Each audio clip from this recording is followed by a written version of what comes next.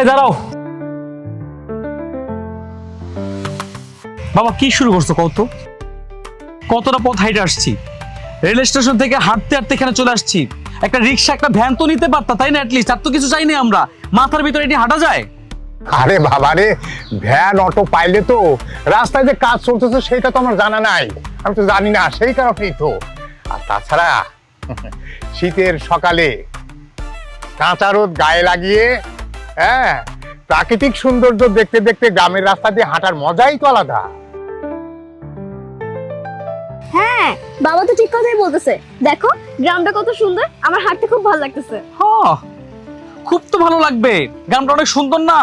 বোঝাটা তো আমার মাথায়, তোমার মাথায় না। তুমি মাথায় নাও, তাহলে বুঝবা হাঁটতে কেমন লাগে। নাও মাথা নাও। তুমি কি পাগল যে তুমি থাকা অবস্থায় এই বস্তা আমি আমার মাথার উপর নিব? সম্ভবই না। ঠিক কইছো, আমি তো কুলি। হ্যাঁ, আপনি তো কুলি। আপনি হলেন আমাদের পরিবারের পার্সোনাল আর পারিবারিক কুলি। আর তাছাড়া বাবার কোমরে ব্যথা, মার হাঁটুতে ব্যথা, তারা তো ভারী ব্যাগ নিতে পারবে না। মানলাম, বাবার কোমরে ব্যথা, মার হাঁটুতে ব্যথা। তোমার তো কোমরেও ব্যথা নাই, তোমার তো হাঁটুতে ব্যথা নাই।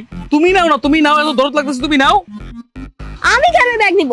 ব্যাগ নিলে তুমি নিবা। আর তোমার কি লজ্জা লাগে না? তুমি এরকম একটা পিচ্ছি মেয়েকে এত ভারী একটা ব্যাগ নিতে বলতেছো?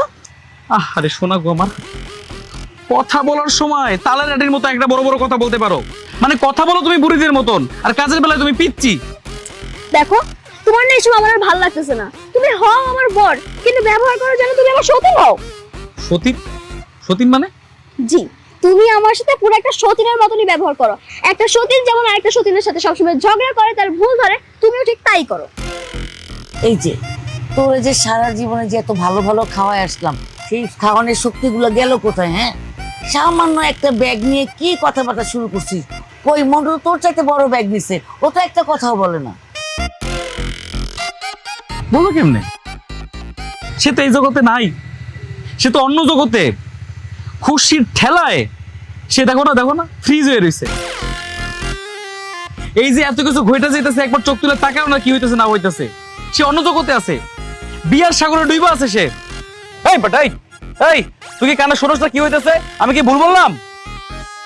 হ্যাঁ, তুই কি আমাকে কিছু বলছিস?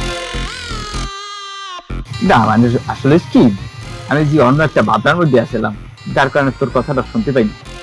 তা মহারাজ, আপনি কি ভাবতেছিলেন শুনি?